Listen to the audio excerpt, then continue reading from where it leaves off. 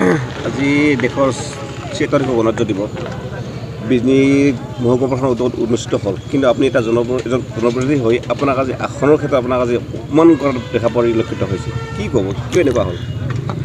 প্ৰথমতে মই গণৰাজ্য দিৱসৰ সকলোকে শুভেচ্ছা জনাইছোঁ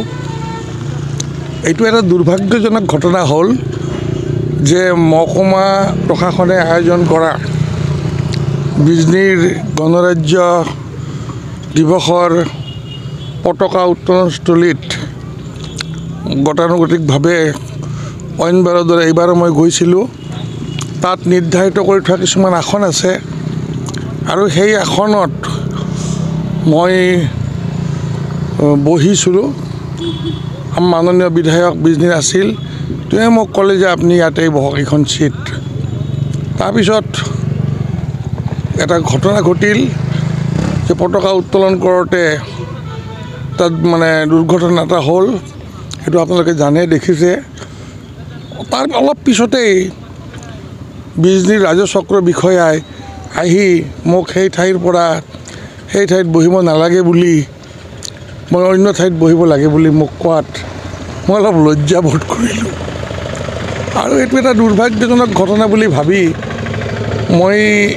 মৌনভাৱে সেই ঠাইৰ পৰা গুচি আহিলোঁ মই ভাবিলোঁ প্ৰশাসন বিজনীৰ যি প্ৰশাসন মহকুমা প্ৰশাসন তেওঁলোকৰ এইবিলাক বিষয়ত হয় তেওঁলোকে গাফিলতি কৰিছে নাইবা তেওঁলোকৰ অভিজ্ঞতা নাই নিৰ্দিষ্ট আসনবিলাক পাৰি থৈ দিছে কাত কোনে বহিব লাগে সেইটো তেওঁলোকে পৰিকল্পিতভাৱে কৰা নাই আৰু নকৰাকৈ এনেকৈ ঘটনা এটা ঘটিল মই অলপ অপমান পালোঁ আৰু ৰাজহুৱা স্বাৰ্থৰ ক্ষেত্ৰত মই অলপ মৌনভাৱে গুচি আহিলোঁ মতে আপোনালোকক আজিৰ এই সুযোগতে আপোনালোকৰ জৰিয়তে বিজনীবাসী আৰু অসমবাসী মই গণতন্ত্ৰী দেশৰ নাগৰিক হিচাপে ৰিপাব্লিক ডে'ৰ গোটেই বিজনীবাসী অসমবাসীলৈ মই শুভকামনা জনাইছোঁ আমি সকলোৱে গণতান্ত্ৰিক বিশ্বাস কৰোঁ গণতান্ত্ৰিক বিশ্বাস কৰি পেলাই আমি সকলোৱে আগুৱাই যাব লাগিব আমি দেশ মাতৃৰ সেৱা আগবঢ়াই যাব লাগিব আৰু তেনে ক্ষেত্ৰত আজি বিজনীত এইখন কাৰ্যসূচীৰ লগত সংগতি ৰাখি আমাৰ বিজনী BDS খেলপথাৰত যি প্ৰগ্ৰাম চলি আছিলে তাতে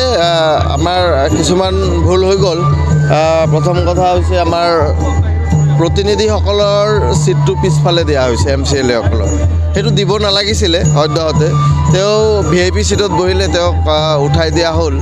উঠাই দিয়া মানে তেওঁক কৈছিলে পিছফালে যোৱালৈ তেওঁ নগ'লে তেওঁ গুচি গ'ল এইটো সঁচা কথা যে তেওঁক পিছফালে দিব নালাগিছিলে MCLA সকলক মই অফিচাৰসকলৰ কথা পাতিছোঁ নিশ্চয়কৈ নেক্সটত তেনেকুৱা নহ'ব